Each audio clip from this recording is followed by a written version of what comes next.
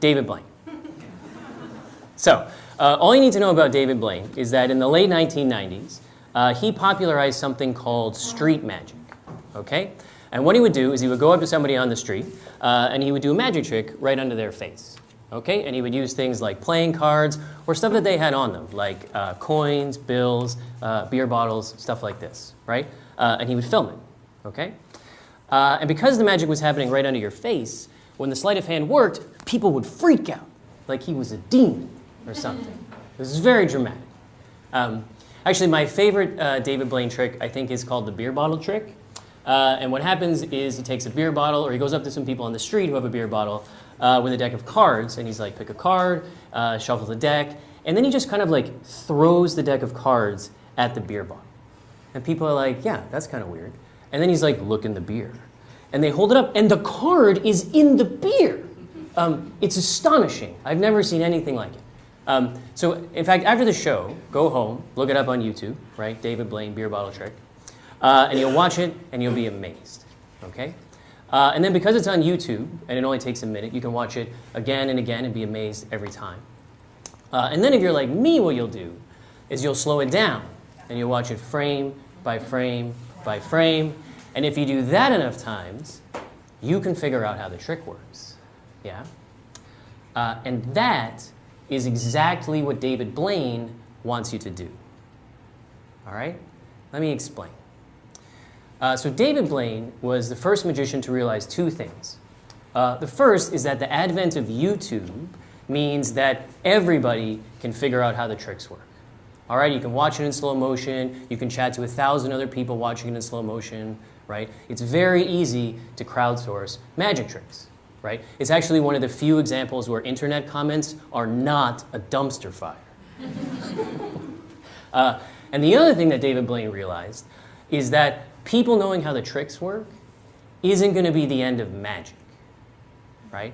It's actually going to be maybe what saves magic. All right, because think about it. For over a century, right, magicians believe that if people know how the trick works, it ruins the illusion, right? If I know how the magician pulls a rabbit out of the hat, I don't get to believe that magic is real, yeah? Which sounds plausible, but is actually ridiculous, right? And what's ridiculous is not believing that magic is real, right? I sure hope it is. What's ridiculous is believing that a person who has actual magical powers would make a living pulling rabbits out of hats, right? Or like sawing their assistant in half on stage, right? Or even making playing cards appear inside beer bottles, right? There's a reason Harry Potter is engaged in an epic struggle of good against evil, yeah? Yeah. So what David Blaine realized is that when people can figure out how the trick works, the job of the magician becomes making the explanation of the trick even more interesting than the trick itself. All right? So in other words, when you go home tonight and you watch the beer bottle trick on YouTube, right, you will be amazed.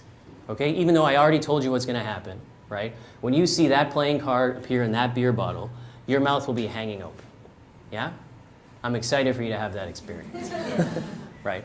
But then, when you slow it down, right, and you see the sleight of hand required to do that trick in this proximity, right, so smoothly that you have to watch it 20 times before you can figure out how it works, at that moment, your jaw will be on the floor.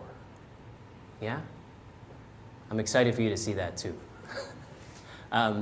Okay, so why am I telling you all of this stuff about magic? Because what David Blaine did for magic is basically what I'm going to do tonight for communication and storytelling. All right? More specifically, as Gonzalo said, I've been working on this stuff for a long time, right? The better part of a decade. And I've talked to a lot of people trying to communicate a lot of different things, right? Friends who are academics, people who are entrepreneurs, right? Professionals in law and government, right? People who are creative, freelancers, right? Even just my friends trying to communicate important stuff in their life, yeah?